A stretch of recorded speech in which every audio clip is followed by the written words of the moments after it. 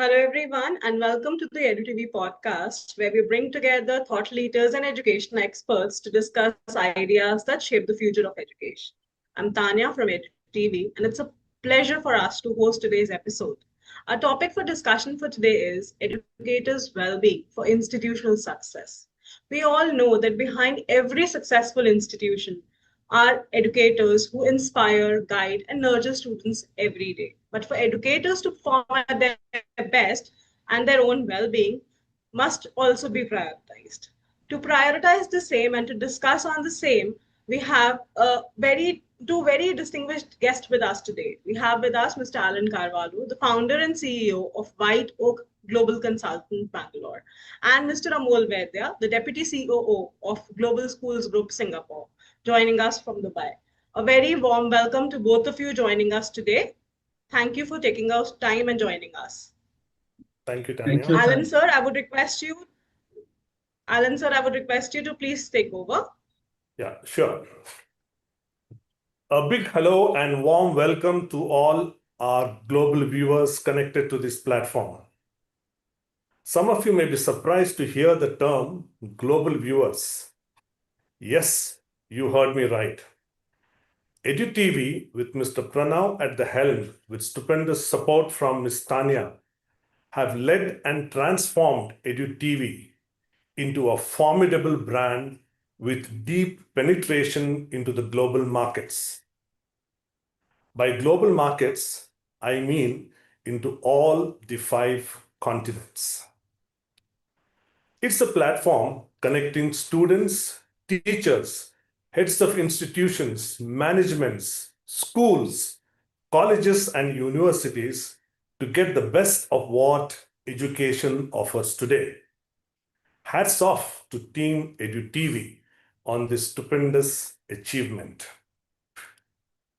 It is my pleasure and honor now to introduce our speaker, Mr. Amol Vaidya. Mr. Amol Vaidya holds a BE in Mechanical Engineering from Visvesvaraya National Institute of Technology. A fit man, as you can see him on screen. He has represented the athletic team too. He began his working career in July 2008 as Director, Sales and Marketing at Nasan Medical Electronics Private Limited, moved on as CEO at Mode Healthcare and later at Spandan Diagnostics, business consultant at Erkadi Systems and Managing Director at Mode Healthcare. His foray into the Middle East commenced in October 2012 when he joined Global Schools Foundation as Senior Director Operations. Thereafter, there was no looking back. He was the Country Director, UAE and KSA, Deputy Chief Operating Officer Hybrid, and now the full-time Deputy Chief Operating Officer, which we refer as COO. His specialities include a plethora of activities from channel development, team building, and sales delivery, healthcare, and K-12 education, etc. He is also a passionate educator, heartfulness practitioner, and trainer. Most important of all, he is also a strategic planner, innovator, and creative, as well as an out-of-the-box ideas person.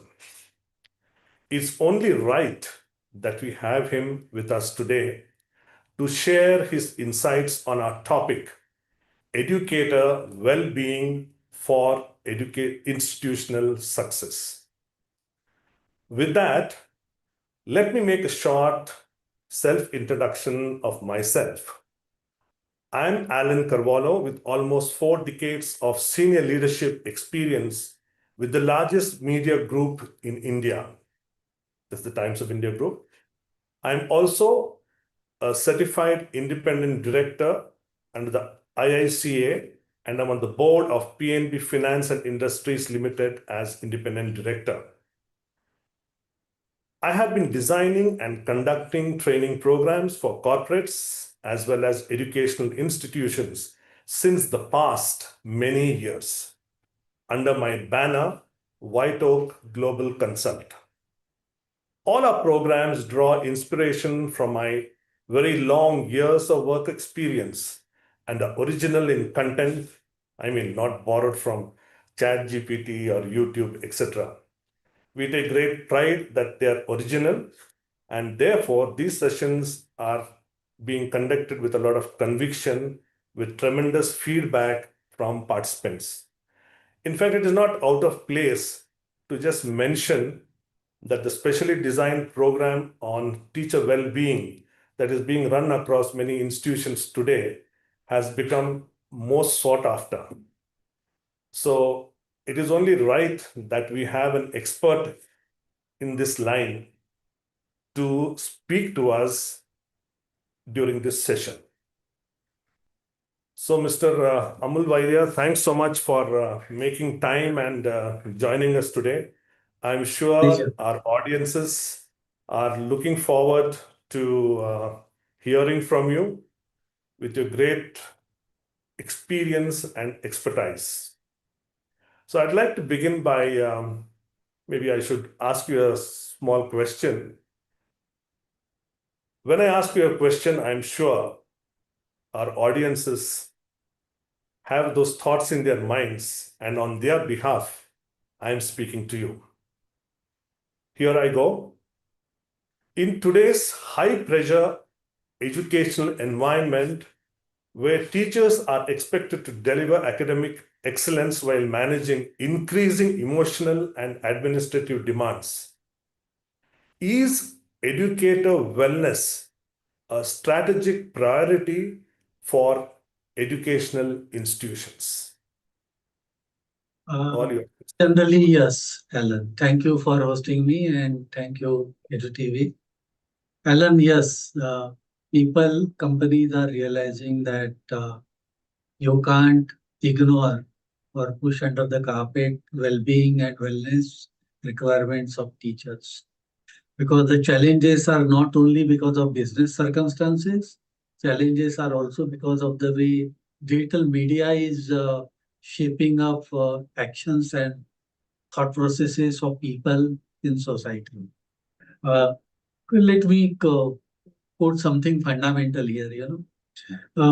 People need to remember that if they don't exist, what they do doesn't matter, and therefore wellness and well-being has to be at center of all of their decision making in life. That is what I have believed in always, and that also probably highlights my shift after 23 years in healthcare into education.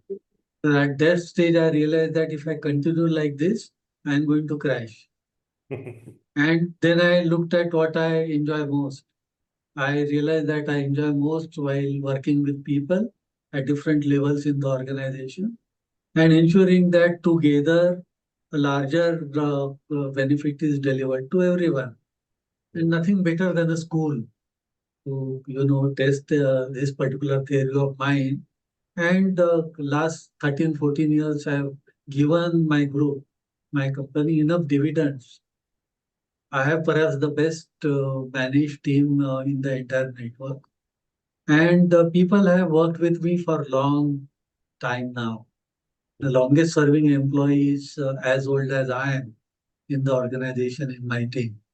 And I have at least 20 people who have served for similar tenure. What I'm trying to indicate is if you drag people, rack people, and stretch them all the time without, looking at their well-being and personal wellness requirements, organization will not grow. So if you want your organization to be financially healthy, you have to ensure that your employees are emotionally and physically healthy. Because ultimately, sitting at the top, I don't do all the work. It is the team and the last person in the queue, last person on the ground who is going to deliver the ethos and pathos and philosophy of the organization. They are the people who will give service. So And I think most of the international organizations are realizing it. Financial and shareholder pressure will always be there. You can't deny that. But somewhere the top managers and middle level managers have to put the right kind of buffers to ensure that, wellness is not overlooked or emotional equilibrium and physical conditions are not overlooked as far as, delivery of results are concerned. So it's very much there on everybody's table, Alan. And I'm glad that you are taking it because the larger discussion is required. Yeah. In fact, I think um, speaking with your own experience on this particular question that I asked you, I think has clarified the points even more deeply to our viewers. I'm so thankful to you for that. I would also like to ask you, Mr. Vaidya, see, today many schools focus extensively on student well-being. I'm sure you agree, extensively on student well-being. However, the well-being of educators is sometimes overlooked, or maybe many a times overlooked. What are some initiatives, or I should say, cultural changes that educational leaders can implement to ensure that teachers feel valued, supported, and emotionally empowered? Your thoughts on this? A few things. I mean, fundamentally, as a leader, you have to keep on referring to the need for managing the well-being whenever you get opportunities. True. And therefore, when certain decisions regarding staff are taken, you also have to look at how it is going to negatively or positively affect the mental and physical well-being of the staff.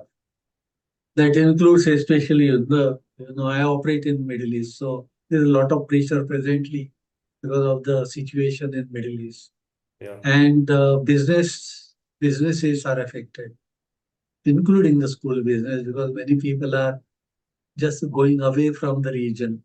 temporarily. So there is a drop in revenue, therefore drop in the EBITDA that the company derives.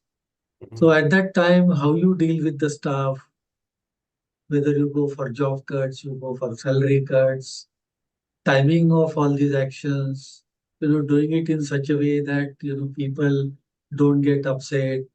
All these things become very important. So it has to start from the thought process of the senior management. So they are the people who take decisions which affect the day-to-day life of everybody below them. So that is number two. One, you need to keep on talking and bringing into discussion the need to, manage your emotional and physical well-being as an individual and as a group. Number one. Number two, ensure that your decisions, especially financial and economic decisions, don't affect well-being of others because ultimately they bring well-being into the classroom. I don't go and ensure well-being into the classroom. I can only put the systems in place. It is the teacher who is going to talk positively and prep up. In the first month of war, when the skirmish started on 20th of February, I Mm. used to talk to 40, 50 people, including senior students, every day. I see. Okay. And it went to the extent that it affected me. Oh, So I had to really? leave Dubai and go to India and stay there for a few weeks. Oh. I visited EduTV office at that time because, these people were chasing me to visit them. But Mhm. I had to, in the end, tell myself that, Amol, you need to take care of yourself also. Well, how will you, just allow empathy, hearing to so many people who are trying to reach you out? True. It's tough. It's not easy. But Mm. collectively, what has happened is we have sailed through. We have managed to ensure that nobody runs away. Wow. Parents are still there. Students are still feeling safe. So we have managed without too much of physical damage. But these things are not easy, and therefore, collectively, a lot of things are required to be done. That is point number three. Then point number four is you need to lead by example. I'll show you something. Allow me 15 Yeah, yeah. seconds. Sure, sure. In the war, I actually went and bought Hmm. our this 30-minute clock. Okay. So as part of my well-being, every 30 minutes I take a break Wow. and I go in different directions in office and talk to people for 5 minutes. So you have to lead by example. I have changed so many of my habits, sleeping late, Hmm. waking up early, sleeping only for 5, 6 hours. I started sleeping almost 7.5, 8 hours now. Okay. This is for physical movement and also for hydration. Every half an hour, I have to drink 250 ml Wow. because Nice. it's hot here in Dubai. So you have to drink at least 3 liters of water. So you have to lead by example. What you eat, what time you eat. 1:30, I have my dinner. I go and check if people have had lunch at Hmm. 1:30. So you have to lead by example because people look up to you as somebody who will show them by practice. Then you have to put in systems, which I have done. I allow my team to take half an hour off every day to do something of their choice. Luckily, we operate in schools, so we have music rooms, dance studios, Yeah, yeah. podcast studios, play areas. So I tell them half an hour you take at the cost of company. Don't tell Hmm. me take 30 minutes every day and go and play or go and play on some keyboard or something or go Hmm. and sing if you want or just meditate if you don't want to do anything or take a nap 30 minutes. Please go ahead. So we permit that. It of course it met with a lot of opposition from HR Hmm. globally, and I told them it doesn't matter because Hmm. ultimately you should be looking at what is the output, what are the outcomes at the end of the day.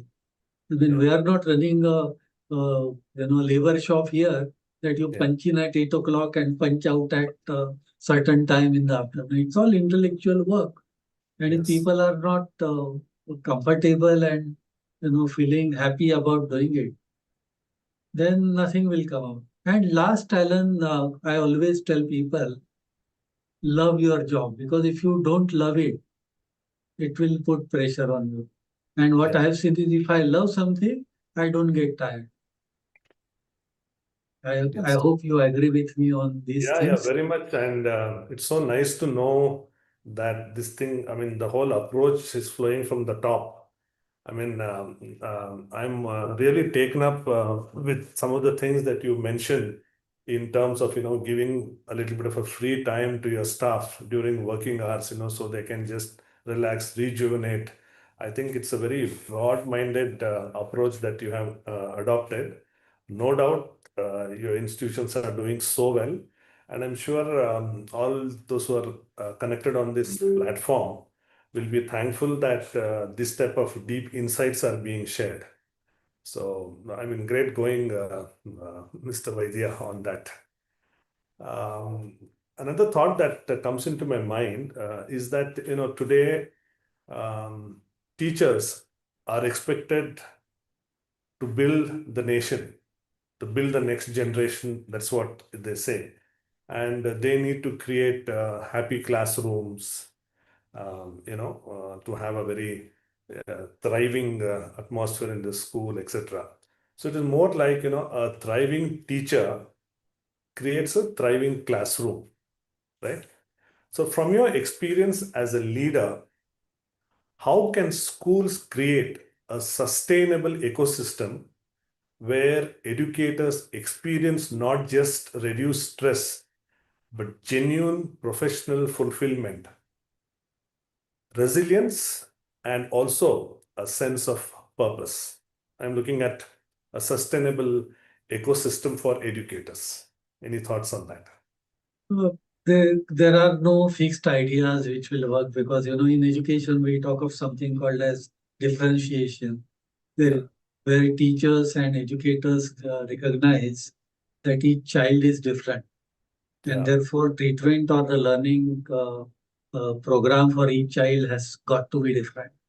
Yeah. Likewise, for each teacher, for each individual, the treatment has to be different. But there are certain common steps that one can take. Uh, give a patient ear if somebody comes and talks to you. Look at people with lot of happiness and love and care in heart. That's what I encourage my principals. And you can't be glum faced all the time, looking very serious, as if your stomach upset or something, and anything is going to happen. You should not go about people like that. Yeah.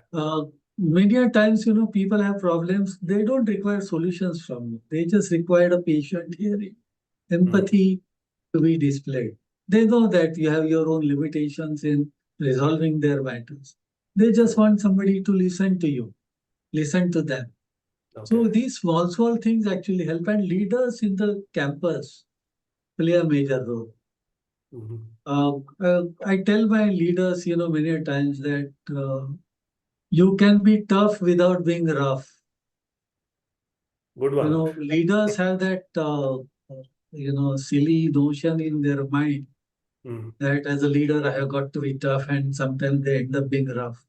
Yeah. Yeah. And I tell them that you need not be rough while being tough. You can be very firm and clear and clearly define what is acceptable, what is not acceptable, without bruising the other person's ego and heart. I True. give a lot of importance to what vibes you carry, even in tricky and tough situations. Hmm.